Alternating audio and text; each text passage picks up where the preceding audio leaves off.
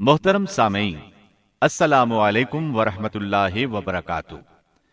इस बार हम आपके लिए पेश कर रहे हैं क़िससुल अंबिया। इंसान की फितरत में कहानी या क़िसस से दिलचस्पी रोज़े अव्वल ही से पाई जाती है। क़िसस का लफ्ज आमतौर पर कहानी या दास्तान के लिए इस्तेमाल होता है, लेकिन कुरान मजीद में अंबिया के जो किस्से बयान किए गए हैं उनकी गरज व गायत कुछ और ही है। अल्लाह ताला ने इंसानियत का आगाज फरमाते ही अंबिया का सिलसिला शुरू फरमाया। अंबिया और रसूल पै दर पै आते रहे। कहा जाता है कि रसूलों की तादाद 300 से जायद है और अंबिया की तादाद 1,24,000 से जायद है। गोया अल्लाह ताला ने बनी नौए इंसान को सीधा रास्ता दिखाने के लिए इतनी बड़ी तादाद में अंबिया और रसूल मबऊस फरमाए। कुरान करीम के बयान करदा किसस हकीकत पर मबनी हैं, इसलिए दूसरे तमाम किसस और वाकयात से इम्तियाजी हैसियत रखते हैं। इनका ताल्लुक ख्यालात और जहनों से घड़ी हुई बातों से नहीं, बल्कि वो जमीन पर वाक़े हो चुके इंसानों ने अपनी जिंदगी के मुख्तलिफ अदवार में उनका मुशाहदा किया, और फिर ये वाकयात इस लिहाज से भी मुनफरिद हैं कि इबरत का बाइस हैं। कुरान करीम के ये किसस लुत्फ अंदोज होने के लिए हरगिज नहीं सुनाए गए, बल्कि इनसे तो बनी नौए इंसान को सीधा रास्ता दिखाना मकसूद है। ये मकसद था कि इंसानियत इबरत पकड़े, रोजे जजा के बारे में आंखें खोल ले, इन वाकयात को सुनकर और पढ़कर अपना रास्ता मुंतखब कर ले। गुज़श्ता अंबिया की उम्मतें जो भयानक जराइम करती रही हैं, उनसे अपना दामन बचा ले। इसीलिए अंबिया के हालात से वाकिफियत अजहद जरूरी है। जब तक हम अंबिया के वाकयात से रूशनास नहीं हो जाते, उस वक्त तक कुरान मजीद तक मुकम्मल रसाई हासिल नहीं कर सकते। कितनी बार सैयदना आदम अलैहिस्सलाम का किस्सा बयान हुआ, कितनी मर्तबा नूह अलैहिस्सलाम का तज़किरा हुआ। इसी तरह मूसा अलैहिस्सलाम और बनी इसराइल का जिक्र आया। फिरौन का वाकया बयान हुआ।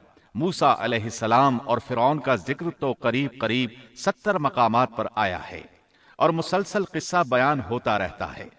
कितनी सूरतों का नाम अंबिया के नामों से मंसूब है। लिहाजा जो शख्स इन किस्स से लाइल्म है, वो कुरान के एक बड़े हिस्से से महरूम है।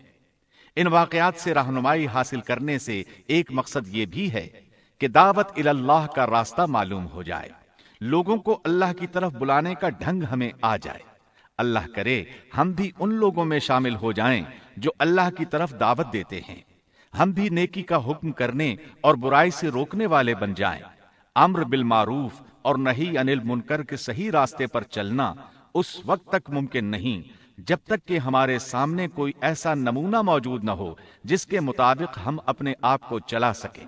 और साफ जाहिर है सबसे अजीम और बेमिसाल नमूना नबी अकरम सल्लल्लाहु अलैहि वसल्लम की मुबारक शख्सियत है।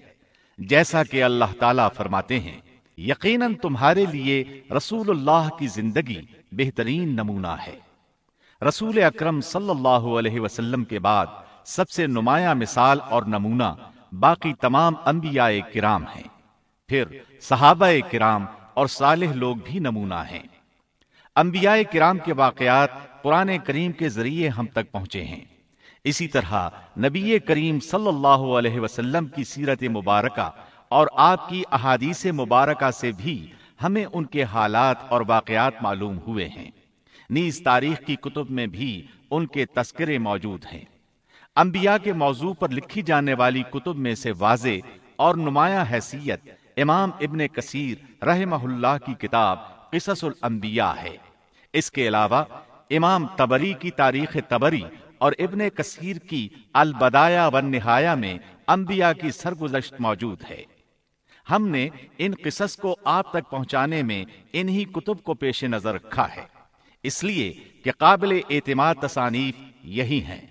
खास तौर पर हमने इसराइली रिवायात को जगह नहीं दी, न ही ज़ईफ रिवायात का सहारा लिया है, बस सही अहादीस को बुनियाद बनाया है और उन अजीम मुफस्सिरीन किराम की तफासीर पर एतिमाद किया है जो अल्लाह की नाजिल करदा आयात के मुताबिक तफसीर करते हैं।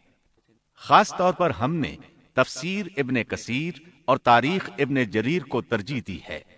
इस हिस्से में आप सुनेंगे زمین و آسمان کی تخلیق سے پہلے کیا تھا؟ اللہ تعالیٰ کا عرش کہاں تھا؟ اللہ تعالیٰ نے زمین و آسمان اور پہاڑوں اور درختوں کو کتنے دنوں میں پیدا کیا؟ کون سی چیز کس دن پیدا کی گئی؟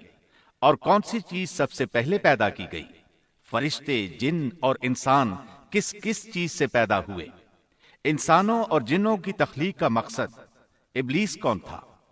تو آئیے سنتے ہیں قصص الانبیاء کا پہلا حصہ، تخلیق کائنات اور تخلیق آدم۔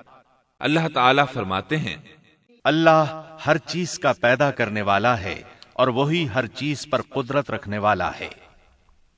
اللہ تعالیٰ وہ ہے جس نے آسمانوں، زمین اور ان کے درمیان کی سب چیزوں کو 6 دن میں پیدا کر دیا، پھر عرش پر جلوہ فرما ہوا۔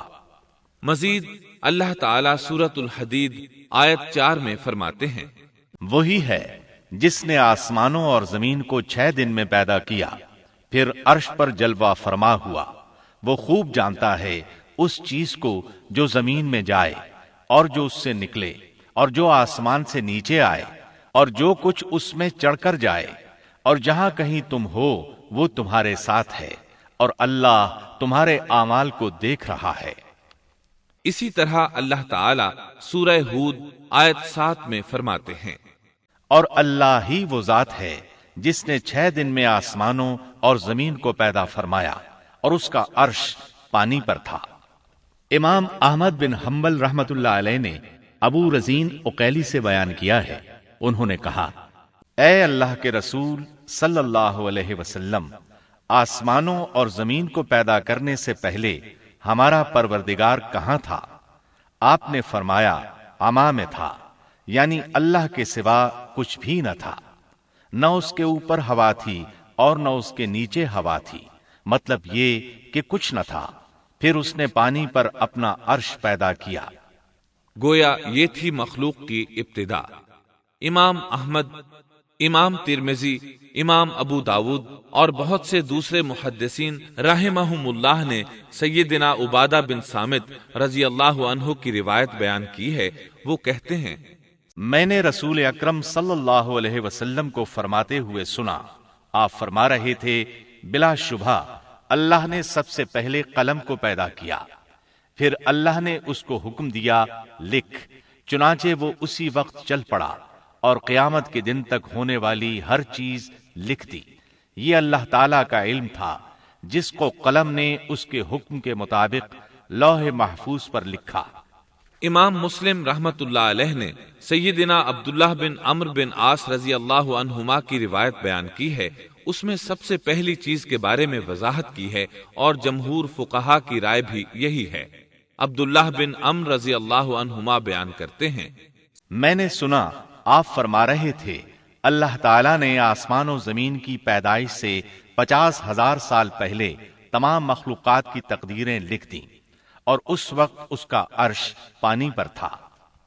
اس حدیث مبارک سے واضح ہو گیا کہ سب سے پہلے پانی اور پھر پانی پر عرش پیدا کیا گیا، پھر قلم کی پیدائش ہوئی، اس نے تقدیر تحریر کی، پھر آسمان اور زمین کی تخلیق ہوئی، اور جس حدیث میں آیا ہے کہ ابتدا میں قلم کو پیدا کیا گیا، اس کا مطلب یہ ہے کہ اس جہان کی مخلوقات میں سب سے پہلے اس کا نمبر ہے، نہ کہ باقی تمام جہانوں کی مخلوقات میں پہلا نمبر ہے، اور اس کا تذکرہ بخاری شریف کی اس حدیث میں ہے۔ یمن سے آئے ہوئے ایک وفد نے رسول اللہ صلی اللہ علیہ وسلم سے کہا، ہم آپ کے پاس دین کی سمجھ اور ابتدائی خلق کے بارے میں پوچھنے کے لیے آئے ہیں، یہ کہ سب سے پہلے کیا چیز تھی؟ آپ نے فرمایا، اللہ تھا، اس سے پہلے کوئی چیز نہ تھی، اس کا عرش پانی پر تھا، پھر اس نے لوح محفوظ پر ہر چیز لکھ دی اور آسمان اور زمین کو پیدا کیا، یعنی ابتدا میں پانی پر عرش کی تخلیق ہوئی، پھر قلم کی پیدائش ہوئی، اس نے سب کچھ لکھ دیا۔ علماء کرام کا بیان ہے، قلم کے فوراً بعد لوح محفوظ کو پیدا کیا گیا، چنانچہ قلم نے لوح محفوظ میں ہر چیز لکھ دی۔ اس کے بعد کائنات کی باقی مخلوقات اور آسمان و زمین کی پیدائش معرض وجود میں آتی گئی۔ اشیاء کی پیدائش والی ترتیب میں علماء کرام کے کئی اقوال ہیں، اور ہم نے آپ کے سامنے جمہور علماء اور فقہا کی پسندیدہ اور راجح ترتیب پیش کی ہے۔ آسمان اور زمین کی مخلوقات کی ترتیب کیا ہے، اس بارے میں امام مسلم رحمت اللہ علیہ نے سیدنا ابو ہریرہ رضی اللہ عنہ کی روایت پیش کی ہے۔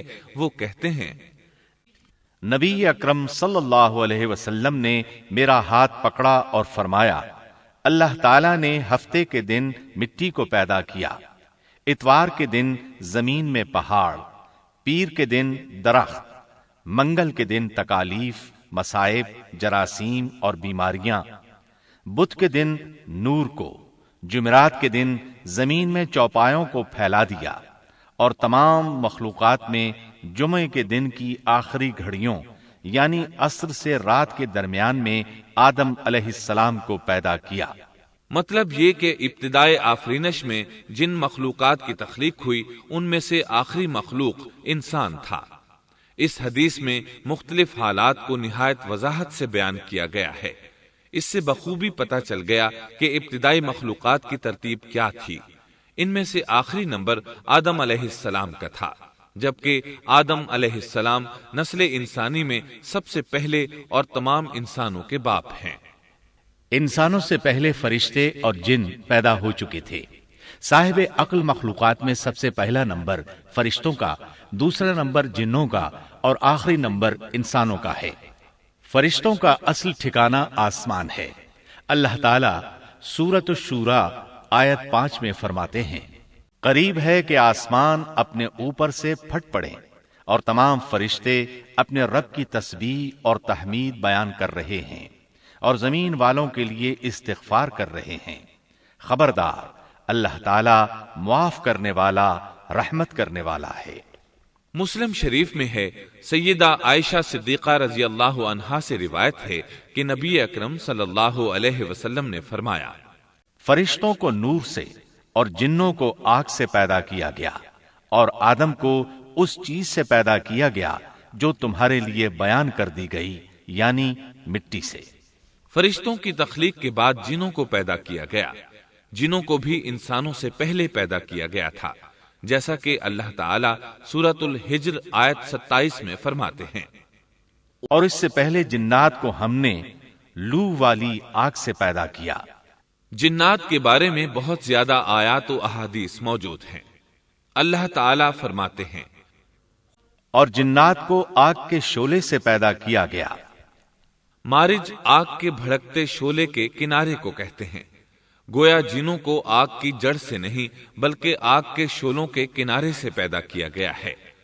قرآن مجید میں اللہ تعالیٰ نے ابلیس شیطان کا قول نقل کیا ہے، تو نے مجھے آگ سے پیدا کیا۔ اسی طرح پہلے بھی بیان ہو چکا ہے کہ اللہ نے فرمایا، اور اس سے پہلے جنات کو ہم نے لو والی آگ سے پیدا کیا۔ یہ ہے جنات کی اصل اور بنیاد۔ ابلیس ملعون بھی جنات میں سے ہے، اور اس مسئلے میں کسی کو تردد اور شبہ نہیں ہونا چاہیے، اس لیے کہ قرآن مجید میں ہے، اور ابلیس جنوں میں سے تھا۔ مطلب یہ کہ وہ فرشتوں میں سے نہیں تھا۔ حسن بصری رحمت اللہ علیہ فرماتے ہیں، وہ پلک جھپکنے کے برابر بھی فرشتوں کی جنس میں داخل نہیں ہوا، اور نہ ہی وہ کبھی فرشتوں میں شمار ہوا ہے۔ وہ جنات میں سے ہے کیونکہ اس نے خود اقرار کیا تھا، اے اللہ، تو نے مجھے آگ سے پیدا کیا ہے۔ اگر یہ فرشتہ ہوتا تو اس وقت کہتا، اے اللہ، تو نے مجھے نور سے پیدا کیا ہے۔ اس لیے ابلیس کا جن ہونا روز روشن کی طرح عیاں ہے۔ سیدنا عبداللہ بن عمرو رضی اللہ عنہما اور سیدنا عبداللہ بن عباس رضی اللہ عنہما فرماتے ہیں، آدم علیہ السلام سے 2000 سال پہلے جنات پیدا کیے گئے۔ وہ ہماری اس زمین پر رہائش پذیر تھے۔ آہستہ آہستہ وہ فسق و فجور میں مبتلا ہو گئے۔ جب وہ فتنہ فساد میں حد سے بڑھ گئے، ناحق خون بہانے لگے، تو اللہ تعالیٰ نے ان کی طرف فرشتوں کا عظیم لشکر بھیجا۔ ان سے جنات کی زبردست مارکا آرائی ہوئی۔ اس مارکا آرائی میں فرشتوں نے جنات کو تہس نہس کر دیا، اور وہ سمندروں کی جزیروں میں پناہ لینے پر مجبور ہو گئے۔ زمین کے ہر بر اعظم سے انہیں جلا وطن کر دیا گیا، چنانچہ آج تک ان کا مسکن یہی جزیرے اور عظیم مراکز ہیں۔ یہ واقعہ آدم علیہ السلام کی تخلیق سے پہلے ہو چکا ہے۔ احادیث مبارکہ میں ہے کہ ابلیس ملعون کا ایک تخت ہے اور وہ تمام جنات کا سردار اور حکمران ہے۔